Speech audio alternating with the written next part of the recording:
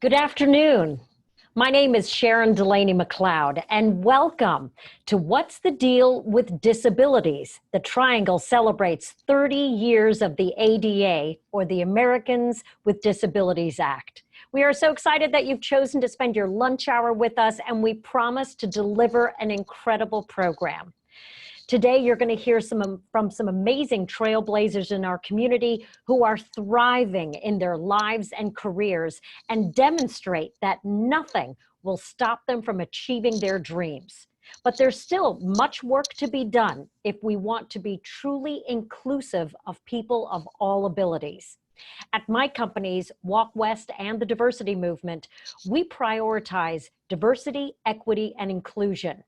And as I said, if we are to be truly inclusive, then we need to be thinking about the many people who contribute to our society in meaningful ways with all abilities. We do have a few housekeeping notes that we'd like to share with everyone today, including some Zoom tips. First of all, we are incredibly grateful to the City of Raleigh for sponsoring our sign language interpreters. And if the sign language interpreters who have joined us for our event today, if you could please put in the message your actual name so that our team can be able to connect with you and be able to get the sign language interpreters available for all of our attendees to watch. We also want to thank Raleigh, North Carolina, who is providing live captioning services for us as well. So if you need live captioning, please select that in your Zoom dashboard. Also, if you would like to enlarge any of the screens, whether it's the sign language interpreter or the person who is speaking, you can pin that specific window in Zoom by clicking on the upper right-hand corner. Also, we have the chat feature enabled, so if you have any questions or comments as we go through the program, please send us, and we are going to be monitoring those, and toward the end of the program, we are going to be having a Q&A. So let's get started with a video that shows us how impactful the ADA has been and changed lives over the last 30 years.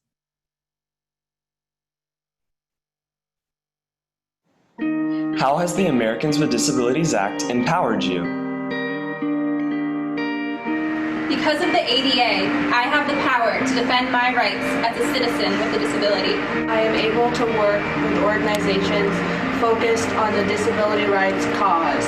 I am able to earn a college degree. I have access to competitive employment. I am able to attend college, be independent, and advocate for myself and others. As a gay person with a disability, I have the right to participate in all aspects of society.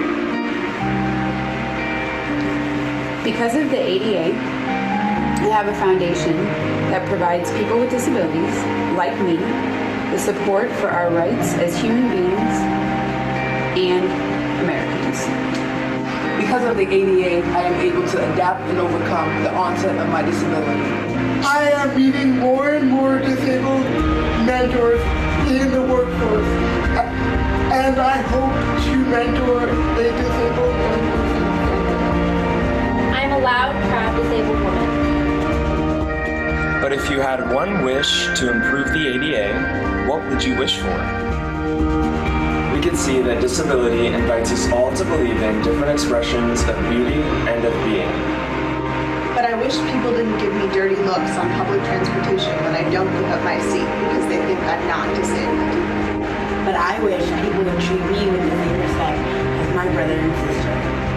Social, economic, and educational disparities for people with disabilities were more significantly reduced. The accommodations process for hiring exams was improved. I wouldn't be excluded from going to Lincoln just because they have steps but no ramps or elevators. Transportation was more accessible.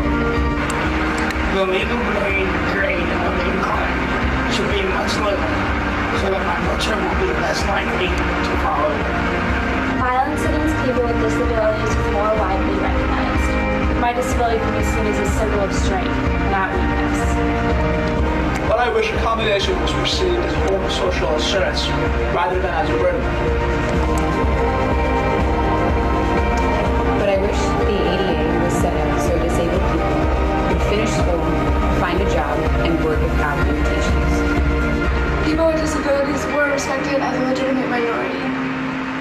society was more accepting of people regardless of difference. Having heard our perspectives, here's what you can do. You can make DC a model for the country by providing a wide range of accessible taxes. You can support and pass the Workforce Investment Act by giving everyone access to competitive, integrated employment. You can support the Keeping All Students Safe Act, which would prevent and reduce the use of physical restraint and seclusion in schools. You can vote to ratify or otherwise support the Convention on the Rights of Persons with Disabilities, which will advance the rights of disabled people around the world. Lead on!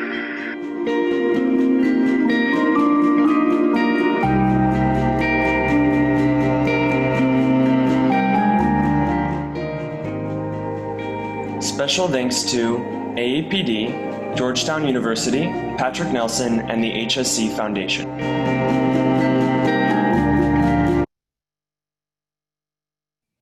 So as you can see, there has been so much great work done over the last 30 years, but there is much left to be done, as we saw toward the end of that video. It is now my distinct honor and privilege to introduce one of our co-chairs for this event. It is John Samuel, who is the Chief Innovation Architect at LCI Tech. Hi, John. Hi, Sharon. Thank you so much. This is awesome. You know, I'm so excited to be here and have you guys all attending this event. Full transparency, that was my first time actually watching that video, and I loved it. So that was so cool.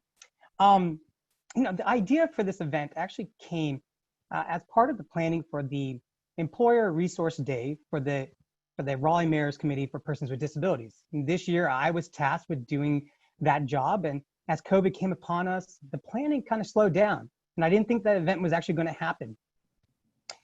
And then I started to think about, you know, traditionally this event happened around the day that the Americans with Disabilities Act was signed, and this year was a big one. It's the 30th anniversary.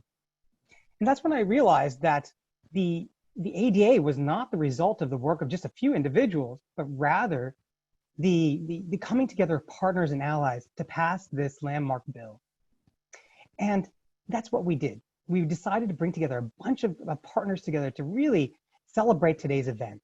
And so today we brought together the Raleigh Mayor's Committee for Persons with Disabilities, the Raleigh Chamber, the Capital Area Workforce Development Board, NC State's Office of Equity Affairs, the DEI Alliance, the Baering Group, the Diversity Movement, Walk West, LCI Tech, and LCI.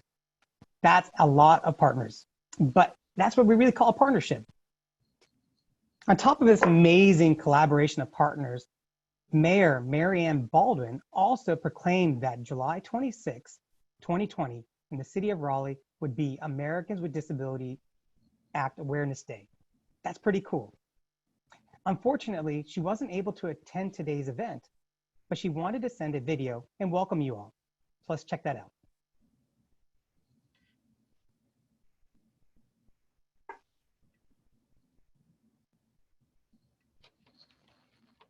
Hello, I'm Mary Ann Baldwin, Mayor of Raleigh. I'm proud to welcome you to this very special event as we celebrate 30 years of the Americans with Disabilities Act. On behalf of the City of Raleigh and the Raleigh City Council, I'm proud to be a part of this important recognition. Raleigh has a long-standing commitment to the ADA. Our regular meeting group that is now the Raleigh Mayor's Committee for Persons with Disabilities has been in place since at least 1964.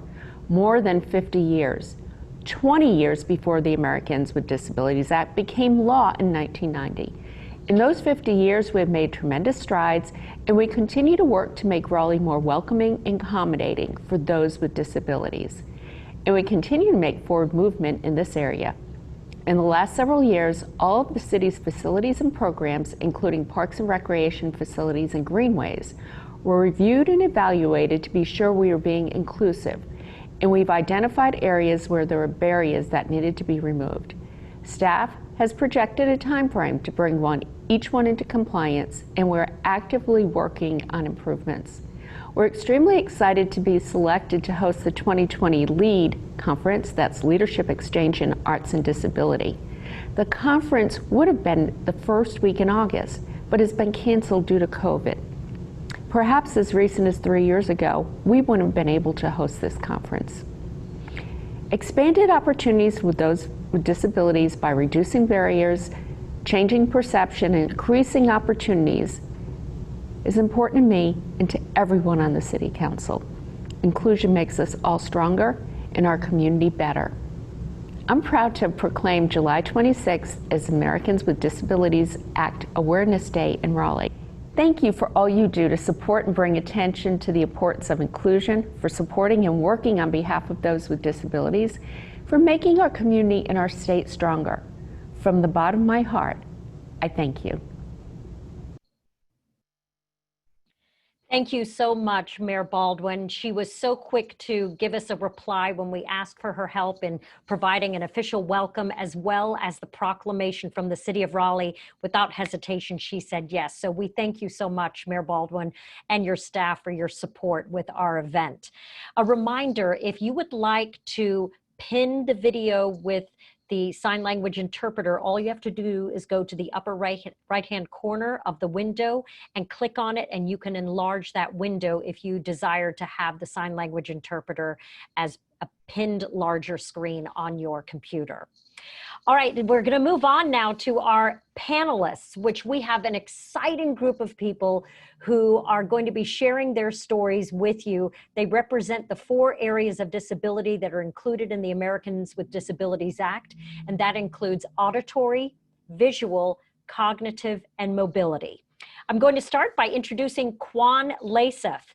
Quan is the Manager of Business Development at LCI Tech, and he's responsible for developing a pipeline of new business to create new employment opportunities in technology for people who are low vision and blind. Quan started his career in banking at Wells Fargo Home Mortgage and moved on to the nonprofit sector, where he worked for the National Industries for the Blind. Next on our panel is Philip Woodward. Philip is a systems change manager at North Carolina Council on Developmental Disabilities. He works collaboratively with state and federal government agencies and nonprofit organizations to achieve systems change that allows people with intellectual and other disabilities to fully integrate into their communities. A graduate of William & Mary's undergraduate program, as well as William & Mary's Law School, Philip is a true community connector who makes people of all abilities feel part of the community. Next is Ellen Perry. Ellen has been a self-advocate for more than 40 years. She owns and operates a small business called Advocacy in Action, and she speaks around the country on issues related to self-advocacy, rights, responsibilities, and access for people with disabilities. She is committed to her work as she helps people with disabilities live as independently as possible in the communities of their choice. And next we have Chris Hendricks, who has traveled around the United States and the world sharing his music with people in Canada and Europe, playing in everything from arenas in the US, even to the Louvre in Paris. Chris has written pieces and scores for multiple shows and platforms, including the theme song for Hulu's Radical Dating. Chris is also a professional speaker, writer, and entrepreneur, and his passion project is co-founding the social emotional empowerment nonprofit platform called Perfectly Afflicted, dedicated to reminding youth of their worth and value through entertainment and the arts. And our moderator for the panel discussion is Eric Dixon. Eric is the president and CEO of Pro Safety Management, which is a safety consulting and educational company located here in Raleigh. He specializes in personal and corporate safety, and Eric's company also provides facility management and ADA consulting, as well as training in ADA implementation for commercial industries and government agencies, nonprofit business, and community partners. Welcome, everyone. Eric, take it away.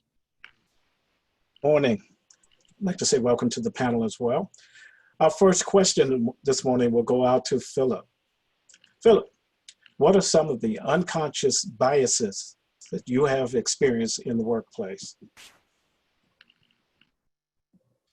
Hi, everyone. This is Philip Woodward. unconscious biases that I have experienced in the workplace include people covering their mouth when talking to me because I am a hard of hearing person and I need to be able to read lips or a visual cue to see. Another unconscious bias would be somebody, a team leader, deciding to call the meeting the very next morning and not give us enough time to find a sign language interpreter or make other arrangements for effective communication. So those are some things for people and coworkers and team leaders to keep in mind when working with people with disabilities, particularly who are deaf or hard of hearing like me. Thank you. Thank you very much, Philip. Chris, I have a question for you. In your career, what are some of the things that employers have done to make you feel welcome and like you belong there? There have been several instances in my career in the arts.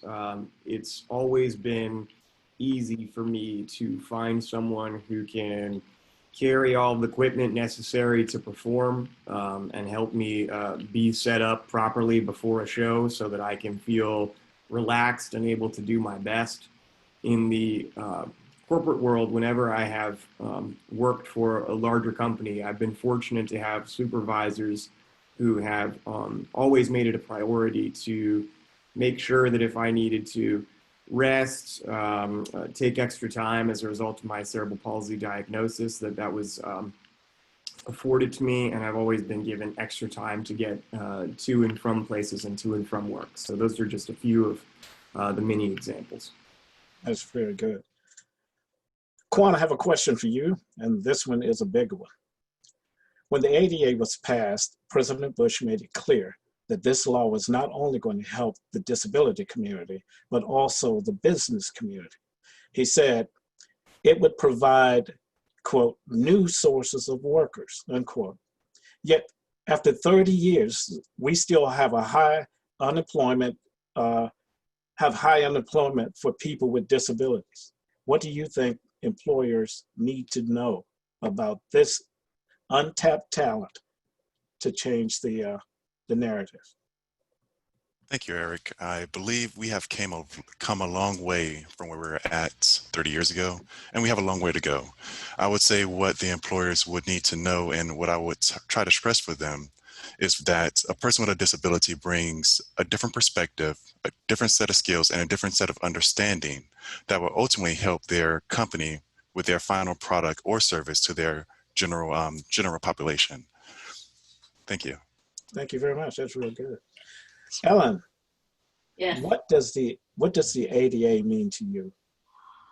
The ADA is a very unique law because it gives us rights that we did not have before. Before the ADA law, people with disabilities were hidden away. A lot of people did not have the ability even to vote. People with disabilities did not have the ability to vote. Okay. Well, and I think voting is very important. You're absolutely right. Thank you very much. Philip, I have a second question for you. There has been a lot of progress since the passing of the ADA, but where do you think the gaps still remain? That's for Philip.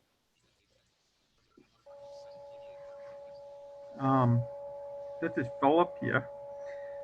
Some of the biggest gaps in the ADA are community participation. By that, I mean community living. For example, in North Carolina, we have 14,000 individuals with intellectual or other developmental disabilities who are on the Innovation Waiver Waiting List, also known as the Registry of Unmet Needs, waiting to receive services that will help them live independently in the community and participate in the community. So once people truly have the choice and the freedom to do what they want day to day and not be stuck living in an institution or a facility setting, that will erase one of the big gaps that still remains We also have employment gaps, and we would like to see more people with disabilities have equal access to competitive integrated employment opportunities, and more attitudinal barriers to help people with disabilities be appreciated and acknowledged every day. Thank you. Thank you very much, Philip. Chris, I have a question for you. What advice do you have for others with your type of disability when it comes to building a successful career? Hi there, Chris Hendricks here. I love getting that question because I think currently there is far too much emphasis on the sometimes intangible qualities, intangible positive qualities of somebody with a condition. For example, persons with disabilities have such big hearts, etc. There's something very Walt Disney World about that. And so while that's true, the advice that I would share with someone who has my condition, focus on the tangible positives of your condition. For example, the fact that you have cerebral palsy makes you immediately memorable. It also creates a sense of immediate vulnerability. You were born into this world adapting, whereas other people had to take a lot more time to figure out how to adapt to issues. It has been your life's mission to adapt. Persons with conditions, statistically and tangibly, tend to overcompensate. And so in the workforce, we tend to focus on doing a better job overall as a result of our condition, as opposed to if we did not. So those are some tangible positives. Okay, thank you very much. I appreciate that. Ellen, I have a question for you. What changes, physical or attitudinal, have you seen in our society over the last 30 years? Of course, ramps and public buildings so that people in wheelchairs can get around. There are curb cuts that help people who are visually impaired get off the ramp. And we were the first in Carborough to have that. I can't think of the word. Maybe y'all can. Juan, can you help me? It's the bubble top. It's a tactile. Braille? The tactile stuff. Are you mentioning Braille? Talking about Braille? No, the stuff that's on the ground. Oh, yes, I know what you're talking about. The bubble. Yeah, the raised bubbles. Yeah, the technical raised bubbles. Yes. Yeah, the raised the tactile cutouts. We were the first in North Carolina. We were the first in the United States to have that. Very good, very good. Well, Quan, she kind of led you into the next question. Sorry. That's all right. What accessibility technologies do you use in your daily life that the general public may not know about? That is a great question. After going through school and working on my undergrad and graduate degree, it's amazing how many people ask me, how are you going to do this job? How are you going to access the information on the computer? And, you know, my favorite tool since being visually impaired about 20 plus years is the JAWS screen reader. It's the ability to, it's that software that allows me to understand and read and, you know, gain that information that's located on the computer and hear it in my audio or in my headset. Thank you. That's good. That's good. Chris, what are some of the biggest misconceptions about the disability community? The biggest for me is a perceived lack of intellect and a perception that we are not good communicators, primarily on the receiving end. I've had multiple experiences where someone has, for lack of a better metaphor, felt they needed to dumb down or simplify something because they assumed that I didn't understand it. And it's always my pleasure to prove them wrong in the moment with, no vindictive anything attached to that. It's just a little internal smile I get to have each time. It's very good. Philip, I have a question for you. What kinds of things do people do unknowingly that you find annoying? Things like maybe leaning on a coworker's wheelchair or patronizing behavior.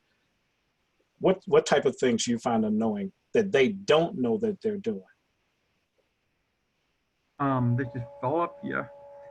As I pointed out earlier, if you're communicating with the person who's deaf or hard of hearing and you're covering your mouth or turning away, that makes it difficult for us because we need some type of visual cue.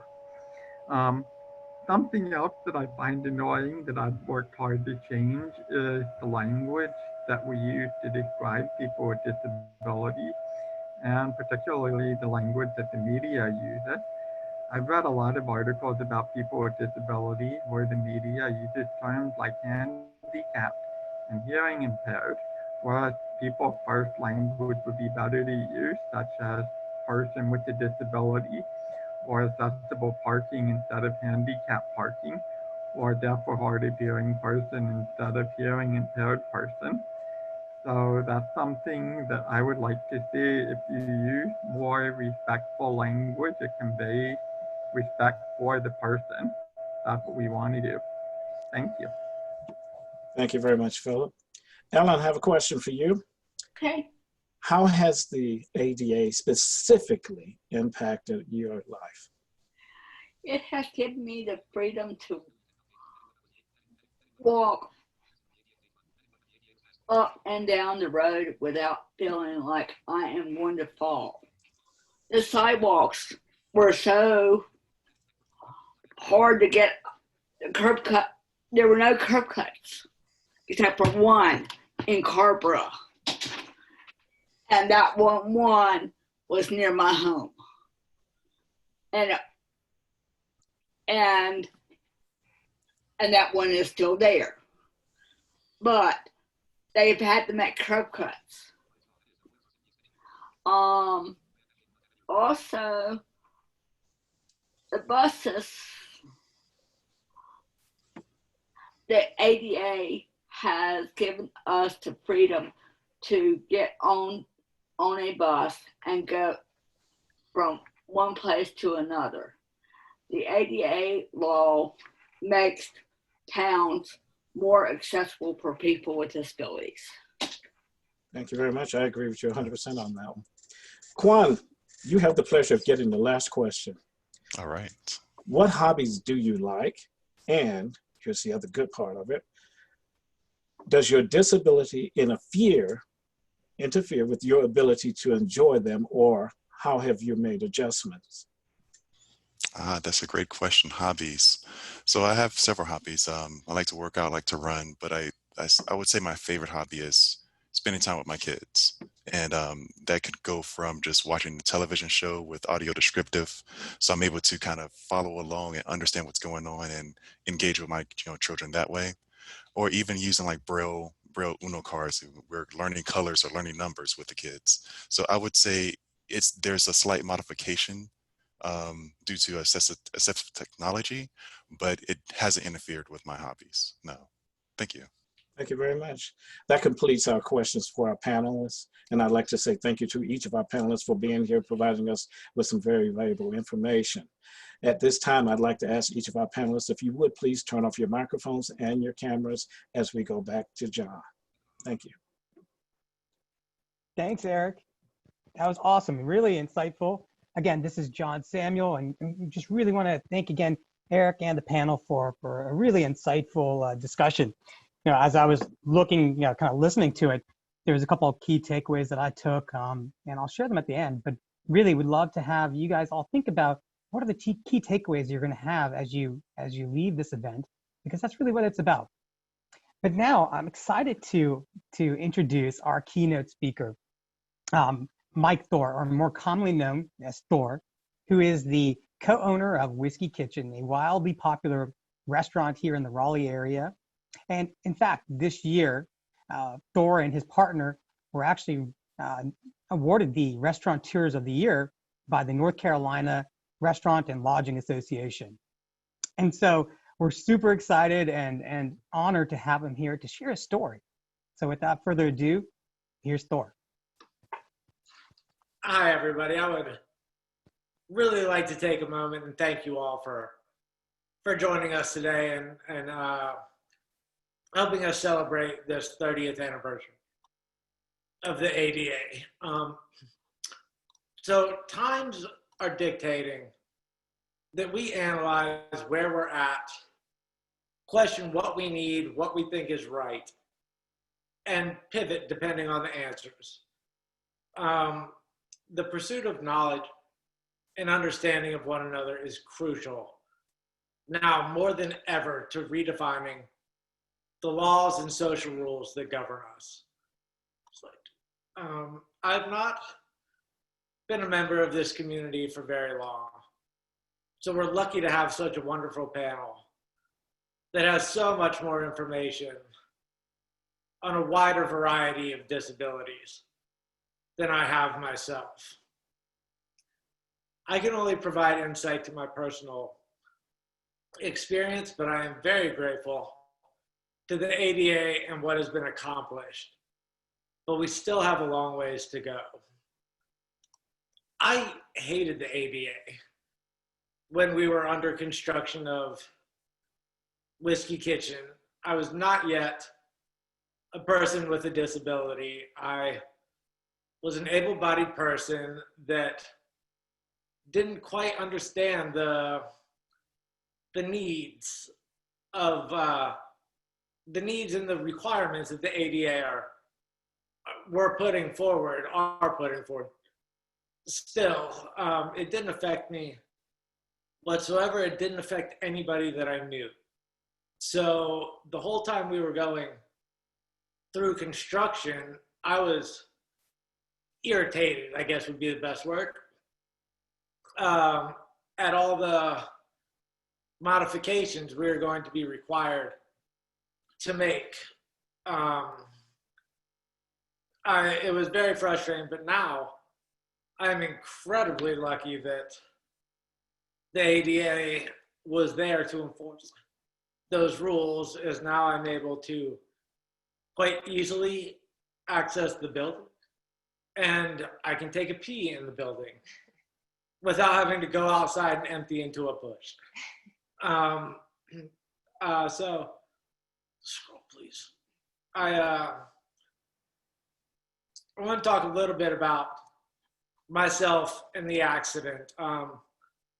So November 20th, 2015, really started out as any other day. I was just opening my first business, a restaurant at that, and it's a very stressful time. And so I woke up with a laundry list of to-dos that I set right out on accomplishing. I got up, took a shower, just like anybody else. My wife, Sarah was in her office on a business call, which is notoriously been my favorite time to mess with her. So I did this little naked dance and got her into one of the hardest giggle fits ever. Her giggle fits are very well known amongst the people that know her. They are so cute. I love them so much. But so anyway, so got her laughing, interrupted her meeting, went to my first meeting of the day, and then went and met her for lunch at Sosta Cafe. It's one of my favorite places in Raleigh. And she had not yet been, so I wanted to share it with her.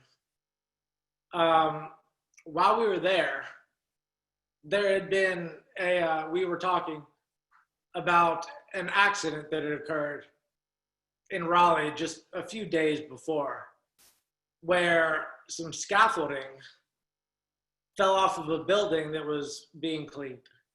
In Raleigh, it fell down and it hit somebody and killed them. And so we were talking about how crazy it is that at any moment in time, something can happen that can alter your life or even end your life. And so it's a little, crazy that we're talking about that, because after we finished lunch, I hopped on my motorbike to head towards home, and on my way home, I was coming up on a woman that was driving in the left lane. I was in the right lane, coming up on her a little bit. She didn't see me. She merged over into me and sent me headfirst into a utility pole. I fractured my C2 vertebrae and got there's a lot of swelling. So it was just a hairline fracture, and the big injury that I got was essentially because nothing was done to prevent the swelling in my neck, and nothing had displaced in my spine, so there was no surgery, which didn't allow the swelling anywhere to go. And so it swelled, it bruised, and then it scarred. And that's the injury that I'm working through these days. And so I guess the first bit of the accident, when I woke up in the hospital, I was telling people, give me 2 months. I'll be back at it. And then once 2 months passed,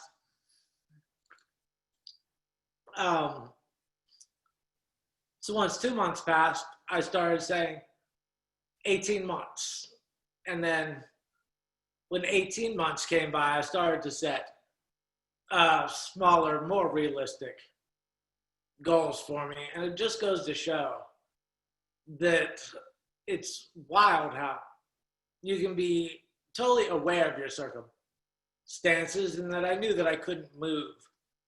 And that was going to be an obstacle to overcome, but I did not realize that I was going to have to figure out how to live a brand new life. And so it is just wild. It's really hard to live this way, being totally dependent on others. I can't do what I want, when I want, how I want, or where I want. I have to rely on somebody to get me ready to go to all of these places, do all of these things. Every situation is different.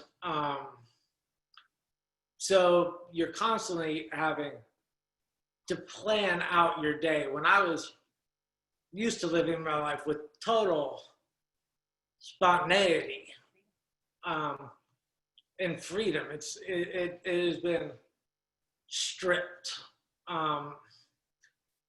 So I guess, when you're struggling with dehumanization at a basic level, where it's like, I can't scratch my face, I can't feed myself, I can't give myself water, I can't go to the bathroom on my own. In order to go poop, someone has to come in and stick their finger up my butt. I'm watching the sign language interpreter right now, and it's quite funny. So it's really tough when you're trying to deal with this dehumanization, and then it gets even more amplified when society and infrastructure are not meant for you so much.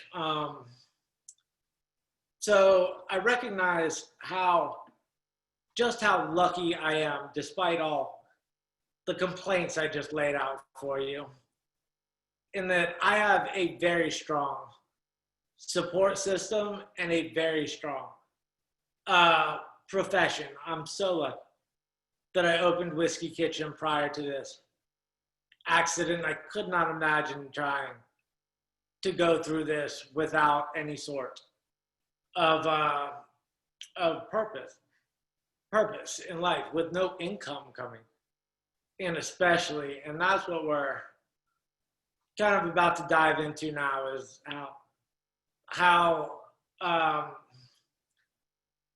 disabilities, like accidents that cause disabilities like this. And I can't speak to other people. Once again, this is just myself, but my accident is taking a severe toll financially.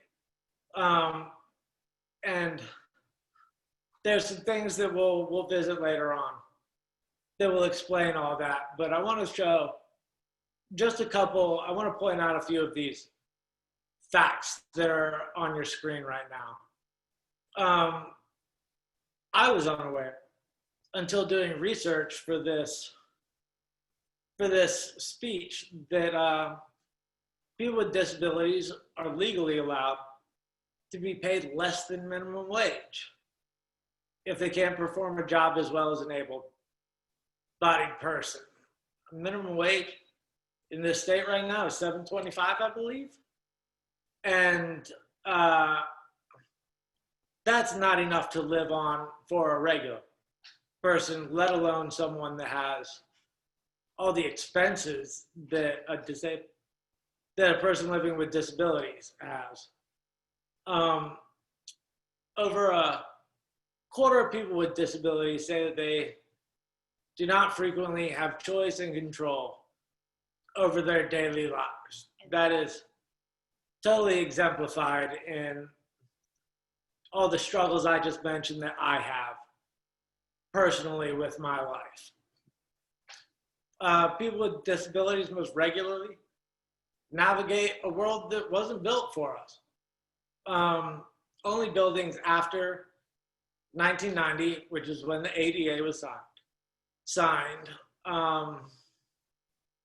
must comply with ADA regulations. If you're going to renovate a building, such as we did with Whiskey Kitchen, that was built prior to 1990, we exceeded 20% of the cost of the building at that time with our renovations. So it is only buildings that were built after 1990 or pre-1990 buildings that have been renovated to a certain point that are required to give people like myself access. So there are so many places in the US, let alone the world, that I just can't visit because they are not set up for wheelchair accessibility. So keep going. Kind of lost where I was at. Oh, sorry. People with disabilities are significantly more likely to be victims of crime. I personally roll around with my iPad on. With my iPhone on a little holder that at any point in time somebody could come up and take. I've been lucky in that has not been something I've had to deal with yet, but it is absolutely there. We are a susceptible community in that I cannot defend myself against any predator of any sorts.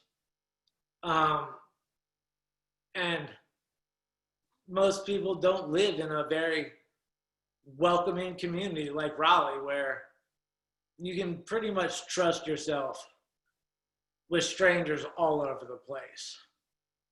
I personally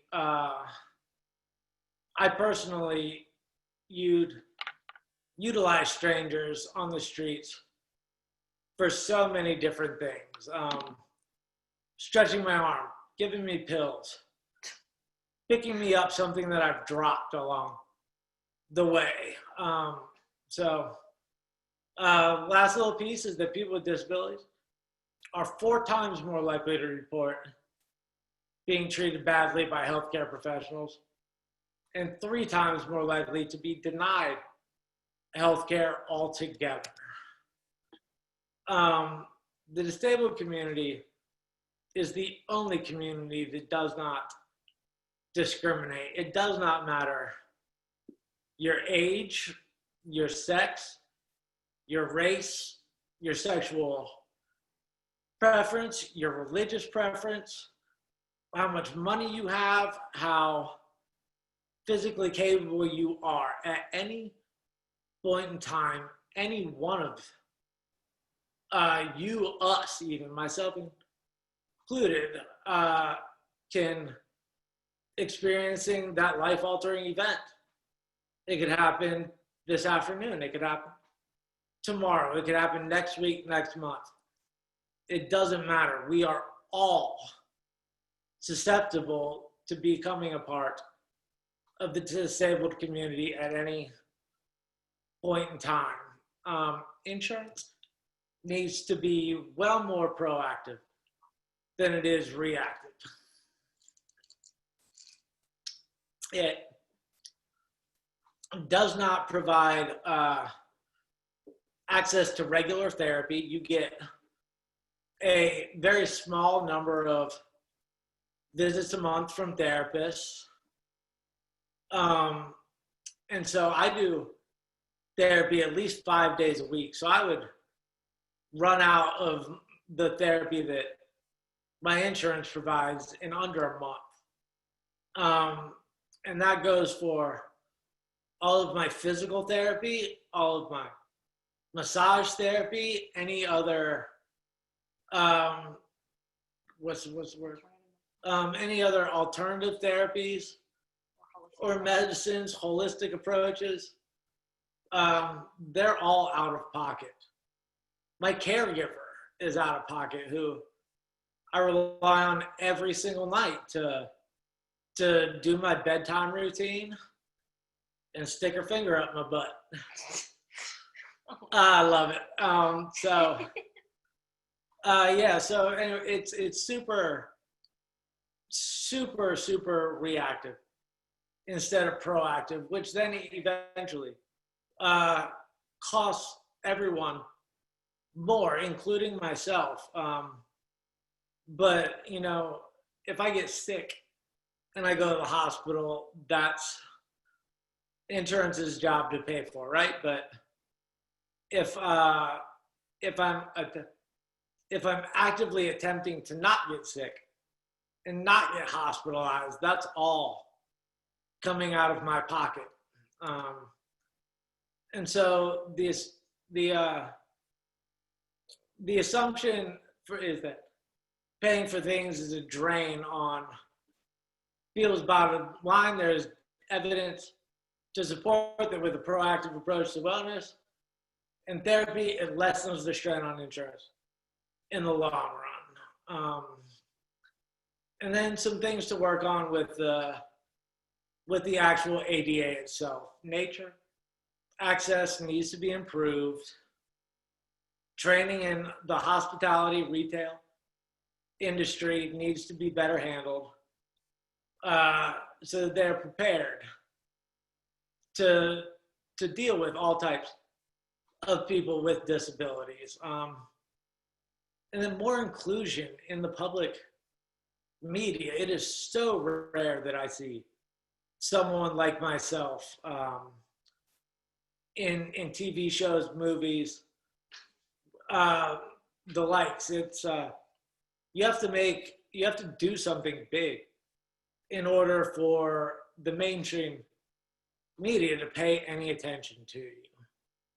I'm highlighting these problem spots here because there are many amazing organizations and groups that aim to make the world more inclusive outside of the ADA, from accessible outdoor activities to medical advice and resources to communities for support. With some digging, the options for us to feel included are growing wildly. If you have not yet seen the documentary Crip Camp on Netflix, I highly suggest watching it. It is about a camp for the disabled back in the 70s that from that camp came Judy Heumann and Denise Hoffman, who are both quoted here. And Judy Heumann especially is responsible for the ADA. She was the pioneer, the fighting voice for us all. And to learn a little bit more about her, I would highly suggest watching that documentary. Again, it's Crip Camp on Netflix. And so we have some, I wanted to put some resources up for the disabled and for the abled that may be looking to expand their horizons, open their eyes, open their mind to people with disabilities. And so up here we have a few of them, and I would just leave you guys with this information. Thank you all very much for your time. I really, really appreciate it. Thank you.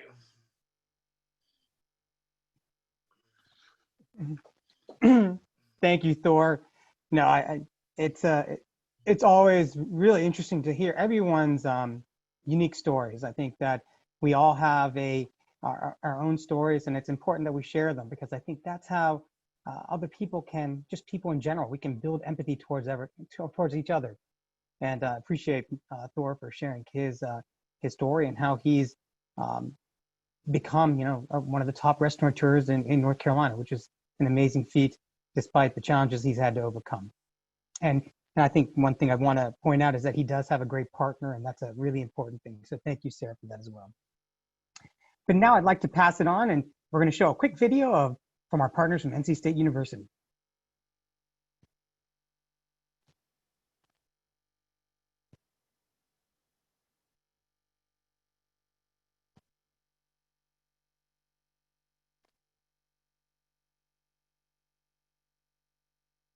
Hello, I'm Sherry Schwab, Vice Provost for Institutional Equity and Diversity and the university's ADA Coordinator at NC State University. As NC State continues its week-long celebration of the 30th anniversary of the Americans with Disabilities Act, we are proud to be co-sponsors of today's event with our peers in the Triangle region. As a land-grant institution, NC State serves the citizens of North Carolina through our teaching, innovation, research, and through cooperative extension, we reach North Carolinians of all abilities in all 100 counties. Students, faculty, and staff with diverse abilities, ideas, and worldviews come together at NC State as we think and do to solve real-world problems.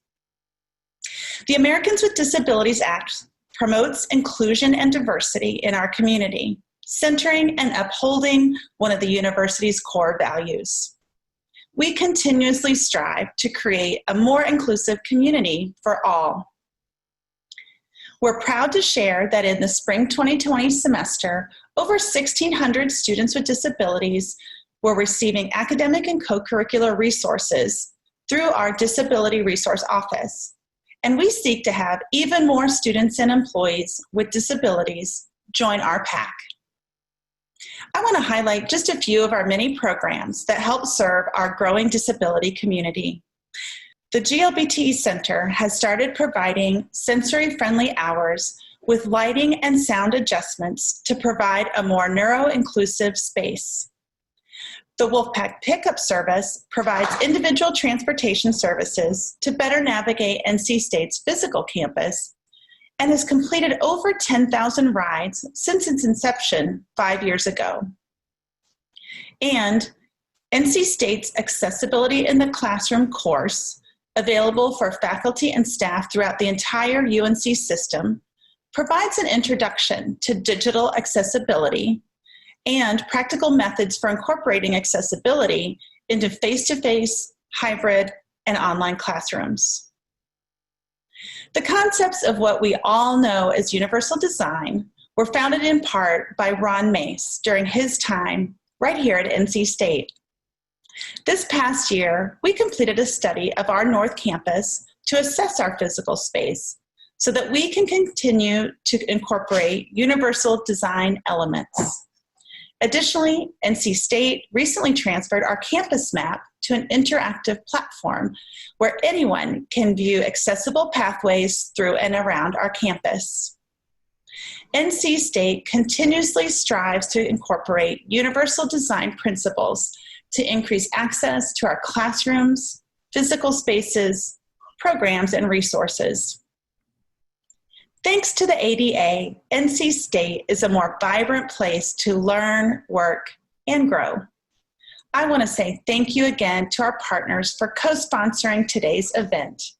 And we appreciate all of you who are joining us in celebrating this milestone of the Americans with Disabilities Act. Thank you.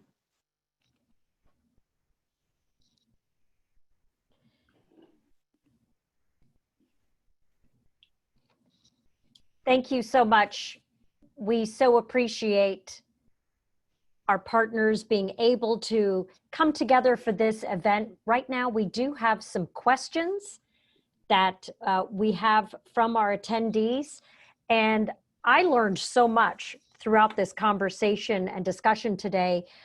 One of the questions that we got is having to do with celebrating this milestone. How is it that it is still allowed for these 14C waivers, which allow sub-minimum waivers, wage waivers for people with disabilities? Can one of our panelists answer that?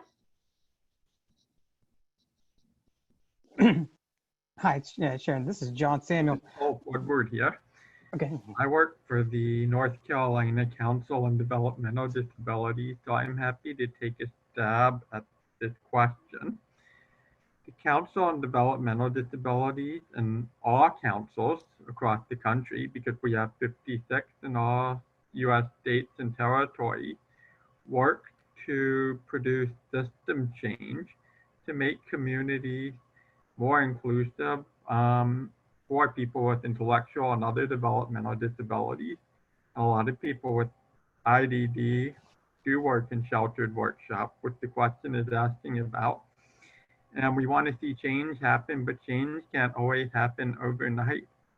For example, some parents have been sending their child with an intellectual disability to a sheltered workshop or a day program for the last 20 or 30 years. And if you shut that down in one night, and the parents don't know what to do.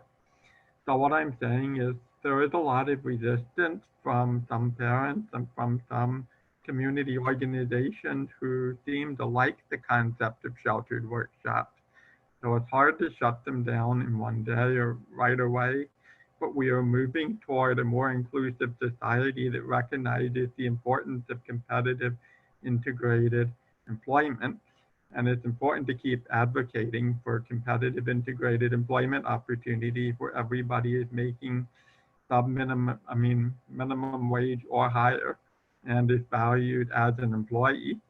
So everybody needs to keep advocating for that and informing their legislators about the importance of this.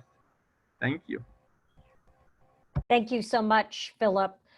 Another question that came in is, can people with children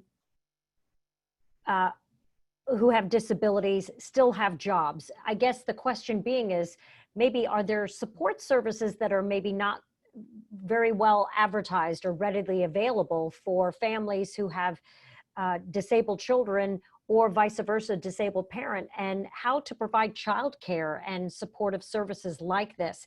Is there one big resource that we can send people to?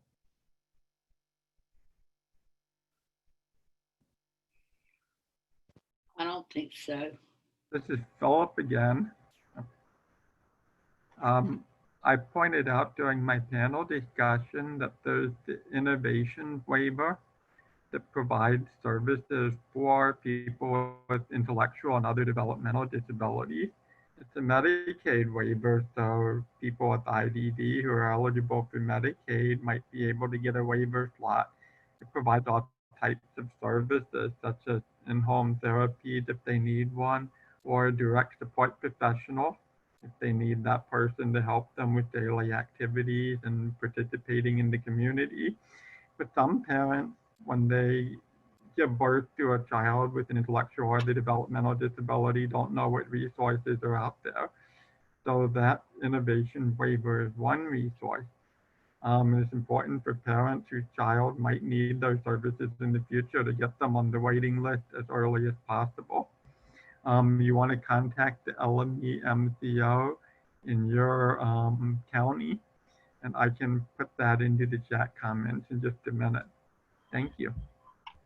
Also the last question, that the Association for Supported Employment First is working on that issue. It's the shelter workshop issue. This may be a very elementary question for folks on this webinar, but can you please explain to me what that term means, that sheltered workplace?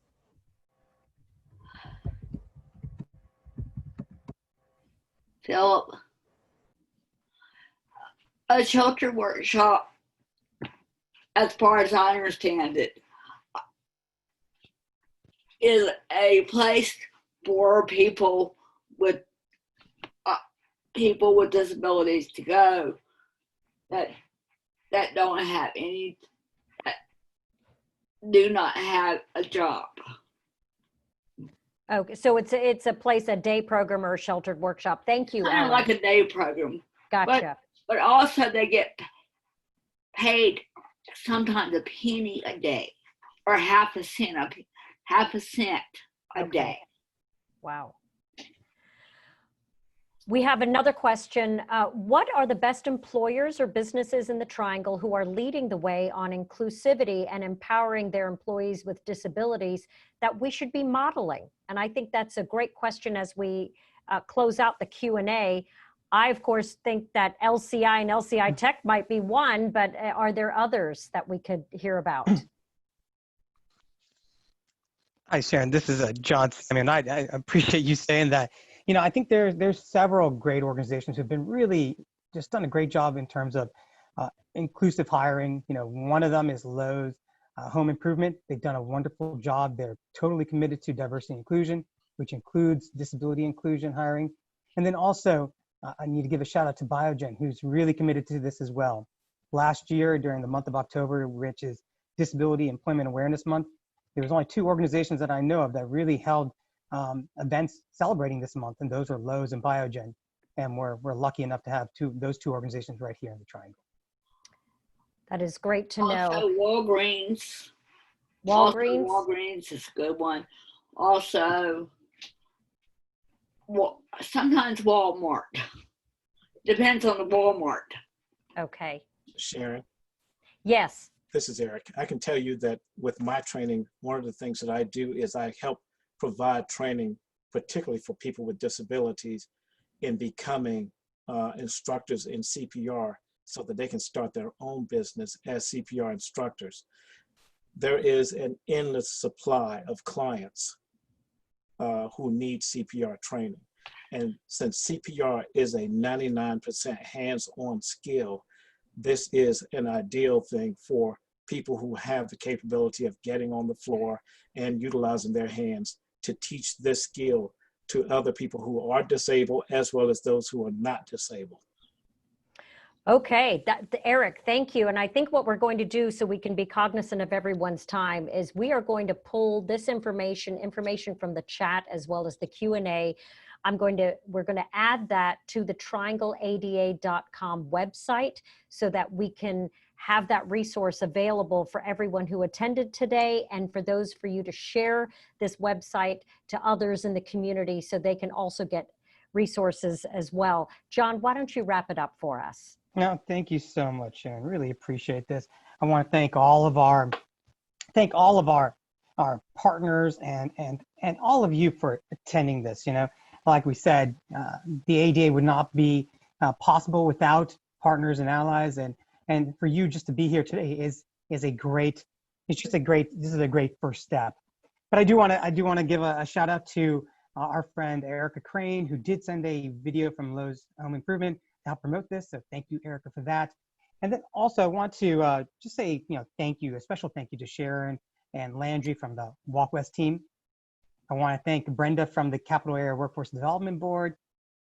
And I want to thank Dr. Scott and Philip from the Mayor's Committee for Persons with Disabilities.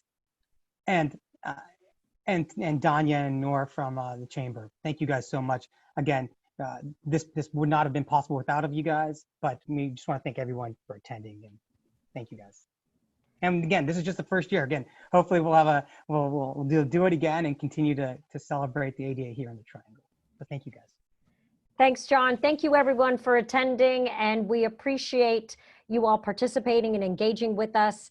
Again, we have triangleada.com is the website you can go to access more information and resources, and to all of our panelists and our speaker, Thor, thank you so much for your time, and happy ADA 30th anniversary, everybody. Thank you, everybody.